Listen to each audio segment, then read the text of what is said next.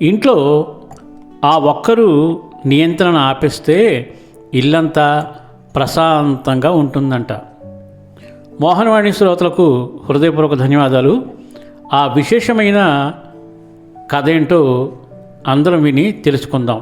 ఒక సాయంత్రం భర్త తలుపు దగ్గర నుండి అలా ఎప్పటిలాగా పిలిచాడు. పండు, నేను కొంచెం సేపు ఫ్రెండ్స్తో బయటికి వెళ్ళొస్తా. బట్టలు మడుస్తూ ఉన్న భార్య అతని వైపు ఒకసారి చూసి, సరే ఎంజాయ్ చేయండి అంది. అతనికి కొంచెం ఆశ్చర్యం అనిపించింది. సాధారణంగా ఆమె అతనికి త్వరగా రావాలని, జాగ్రత్తగా డ్రైవ్ చేయాలని, ఎక్కువసేపు బయట ఉండొద్దని ఏదో ఒకటి చెప్పేది. కానీ ఆ రోజు రాత్రి అదేమీ అనలేదు. ఉపన్యాసం లేదు, నిట్టూర్పు లేదు, ఎందుకు అన్న ప్రశ్న లేదు. కేవలం ఒక శాంతమైన సరేతో ఒప్పుకుంది. కొన్ని గంటల తర్వాత వారి టీనేజ్ కొడుకు చేతిలో ఒక పేపర్ పట్టుకుని కిచెన్లోకి వచ్చాడు. ముఖం స్పష్టంగా పసుపు రంగులోకి మారింది. అమ్మా అని నెమ్మదిగా అన్నాడు. నా మాక్ ఎగ్జామ్ రిజల్ట్స్ వచ్చాయి, చాలా తక్కువ వచ్చాయి. అతను నిలబడి అమ్మ తిడతారని ముందే ఊహించుకున్నాడు. అతనికి తెలుసు అమ్మ చదువుపై ఎంత శ్రద్ధ పెడుతుందో. సాధారణంగా వచ్చే ఉపన్యాసం టైము వృధా చేశావు. సాధారణంగా వచ్చే ఉపన్యాసం టైము వృధా చేశావు, నీ టాలెంట్ సరిగా వాడుకోవడం లేదు అంటుందని ఎదురు చూశాడు. కానీ ఆమె తల ఊపి సరే అంది. అతను ఆశ్చర్యపోయాడు. కేవలం సరే? అవును అంది ఆమె మృదువుగా. నువ్వు కష్టపడితే వచ్చేసరికి బాగా మార్కులు వస్తాయి, లేకపోతే సెమిస్టరు రిపీట్ చేయాలి. అది నీ నిర్ణయం. ఏది ఎంచుకున్నా నేను నీకు తోడుగా ఉంటాను. అతను కన్ఫ్యూజన్తో వెళ్ళిపోయాడు. అమ్మ ఇంత శాంతంగా ఎప్పుడు మారిపోయింది అని ఆశ్చర్యపడ్డాడు. మరో రోజు మధ్యాహ్నం వారి కూతురు భయంతో ఇంట్లోకి వచ్చింది. హాల్లో కాసేపు ఆగి లివింగ్ రూమ్లోకి అడుగుపెట్టింది. అమ్మా అంది తడబడి. నేను కారును ఢీకొట్టేశాను. పెద్దది కాదు, కానీ డెంటు వచ్చింది. అమ్మ కోప్పడలేదు, అరవలేదు, కనుబొమ్మలు ఎత్తలేదు కూడా. కేవలం సరే, రేపు రిపేర్ షాప్కి తీసుకెళ్ళి సరిచేయించు అంది. అమ్మకు కోపం రాకపోవడంతో కూతురు షాక్ అయింది. మీకు కోపం లేదా? తల్లి చిరునవ్వు నవ్వింది. లేదు, కోప్పడితే కారు మళ్ళీ బాగవదు కదా. ఇక నుంచి జాగ్రత్తగా డ్రైవ్ చేయి, అంతే. ఇప్పటికే ఇంట్లో అందరూ ఆందోళన పడడం మొదలుపెట్టారు. ఇలా ఉండే మహిళ కాదు ఈమె. ఆందోళన, ఒత్తిడి, ఉపన్యాసాలు ఇవన్నీ సాధారణం. కానీ ఇప్పుడు శాంతి, సమతుల్యత, ప్రశాంతత. వాళ్ళు తమలోనే మాట్లాడుకోవడం మొదలుపెట్టారు. ఏం జరిగింది? ఆరోగ్యం బాగోలేదా? ఏదైనా బాధ ఉందా? ఆ సాయంత్రం వాళ్ళ ముగ్గురు ఆమెను కిచెన్ టేబుల్ వద్ద కూర్చోబెట్టారు. భర్త అడిగాడు, పండు, నువ్వు చాలా తేడాగా ప్రవర్తిస్తున్నావు. ఏమైంది? బాగున్నావా?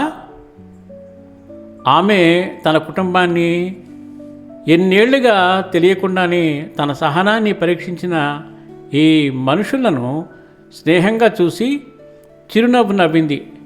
ఏమీ కాలేదు, ప్రతిదీ బాగానే ఉంది. నేను కేవలం ఒక ముఖ్యమైన విషయం నేర్చుకున్నాను. వాళ్ళు ఆగి ఆమె మాట కోసం ఎదురు చూశారు.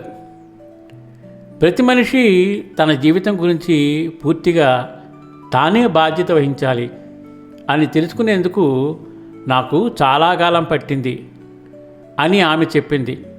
భర్త కాస్త అయోమయంగా అంటే అని అడిగాడు. ఆమె చేతులను టేబుల్పై ఉంచి చెప్పింది, ఇంతకాలం నేను అన్నిటికీ భయపడేదాన్ని. నువ్వు రావడం ఆలస్యమైతే భయం, పిల్లలకు మార్కులు తక్కువైతే నిందించేదాన్ని, ఏదైనా పాడైతే కోప్పడేదాన్ని, ఎవరు బాధలో ఉన్నా నేను సరిచెయ్యాలని చూసేదాన్ని. అందరి సమస్యలను నా భుజాలపై మోశాను. కానీ ఇంతకాలం తర్వాత తెలుసుకున్నాను, నా ఆందోళన వాళ్ళ సమస్యలను పరిష్కరించదు, అది నా మనసుకే నష్టం. ఆమె కూతురు నిశ్శబ్దంగా వింటోంది. ఆమె మరింత మృదువుగా కొనసాగించింది, నా టెన్షను ఎవరికీ లాభం లేదు. నా ఒత్తిడి మీ జీవితాలను సరిచేయదు, కేవలం నన్నే అలసటకు గురి చేస్తుంది. నేను మీరు చేయాల్సిందేమిటో చెప్పగలను, ప్రేమించగలను, తోడుగా నిలబడగలను. కానీ మీ జీవితాలను నేను జీవించలేను. నిర్ణయాలు మీరు తీసుకోవాలి, ఫలితాలను మీరు ఎదుర్కోవాలి, మంచైనా చెడైనా. కాసేపు ఆగి మళ్ళీ నవ్వింది. అందుకే నా నియంత్రణలో లేని విషయాలను వదిలేశాను. కొడుకు అడిగాడు, అంటే మాకు ఏమైనా మీకు పట్టదా? ఆమె తల ఊపి, ఎందుకు పట్టదు, చాలా పట్టింది. ప్రేమించడం, నియంత్రించడం ఇవి ఒక్కటి కాదు. నేను శాంతిని కోల్పోకుండా ప్రేమించగలను, మీ సమస్యలను నా భారం కాకుండా మీకు తోడుగా ఉండగలను. గది నిశ్శబ్దమైంది. వాళ్ళందరినీ ఒక్కొక్కరిని చూసి ఆమె చెప్పింది, నా పని మిమ్మల్ని ప్రేమించడం, దారి చూపించడం, మీకు అవసరం ఉన్నప్పుడు ఉన్నాను అని చూపించడం. కానీ మీ పని మీ జీవితాన్ని మీరు జీవించాలి, మీ నిర్ణయాలు మీరు తీసుకోవాలి, ఫలితాలను మీరు ఎదుర్కోవాలి అని తెలుసుకున్నా. ఆమె కుర్చీలో అలా వెనక్కి వాలి కళ్ళల్లో మృదువైన కాంతితో ఉంది. ఏదైనా తప్పు జరిగితే ఇది నా పని కాదు అని నేను గుర్తు చేసుకుంటాను.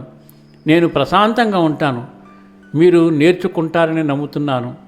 ఎందుకంటే జీవితం అంటే పాఠాల వరుస.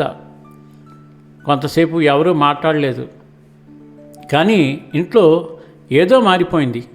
భర్త ఆమె చెయ్యిని పట్టుకుని, నువ్వు మాకు కూడా చాలా నేర్పావు అనిపిస్తోంది అన్నాడు. ఆమె నవ్వింది, కానీ నేను దీన్ని నేర్చుకోవడానికి చాలా కాలం పట్టింది. ఆ రాత్రి అందరూ ఆమె మాటలు బాగా గుర్తుకు తెచ్చుకున్నారు. కొడుకు పుస్తకాలు తీసుకుని చదవడం మొదలుపెట్టాడు. అమ్మ అరవకపోయినా అది తన బాధ్యతని గ్రహించి కూతురు కార్ రిపేరు షాప్కి అపాయింట్మెంట్ పెట్టి ఇన్సూరెన్స్ ప్రాసెస్ నేర్చుకుంది. భర్త ఇకపై బయటికి వెళుతూ తప్పకుండా ఫోన్ చేసేవాడు. ఆమె అడిగినందుకు కాదు, కానీ అతనికి చెయ్యాలని అనిపించినందుకు. మెల్లగా ఆ ఇల్లు నెమ్మదిగా ప్రశాంతంగా కనిపించడం మొదలైంది. ఎవరూ భయంతో లేరు, ఎవరూ కోపానికి ఎదురు చూడలేదు. ప్రతి ఒక్కరూ తమ సమస్యలను తామే ఎదుర్కోవడం మొదలుపెట్టారు. భయంతో కాదు, బాధ్యతతో. ఎందుకంటే ఒకరు శాంతిని ఎంచుకున్నప్పుడు ఆ శాంతి ఇల్లంతా అల్లుకుంటుంది. ఒకరు నియంత్రించడం ఆపినప్పుడు మిగతా వాళ్ళు తమను తాము నియంత్రించడం నేర్చుకుంటారు. అలా ఒక ఇంట్లో ప్రశాంతత వ్యాపిస్తుంది. చాలా అద్భుతమైన ఈ కుటుంబ బాంధవ్యాలు గురించి ఇంత చక్కటి వ్యాసాన్ని అందించిన మన వలిశెట్టి లక్ష్మీశేఖర్ గారికి మోహనవాణి మరియు మోహనవాణి శ్రోత తరపున హృదయపూర్వక ధన్యవాదాలు తెలియచేసుకుంటూ, దీంట్లో సారాంశాన్ని ఖచ్చితంగా తలకి పట్టించుకోవాలి.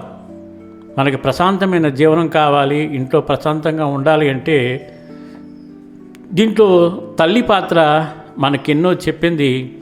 ఇకనైనా మారి బాధ్యతగా ప్రవర్తిస్తూ మన సమస్యలను మనమే పరిష్కరించుకుంటూ ఇంటిని ప్రశాంతంగా ఉంచుతూ అందరూ ప్రశాంతంగా ఉండాలని మనస్ఫూర్తిగా కోరుకుంటూ సర్వేజన సుఖినో భవంతు, లోకా సమస్త సుఖినో భవంతు.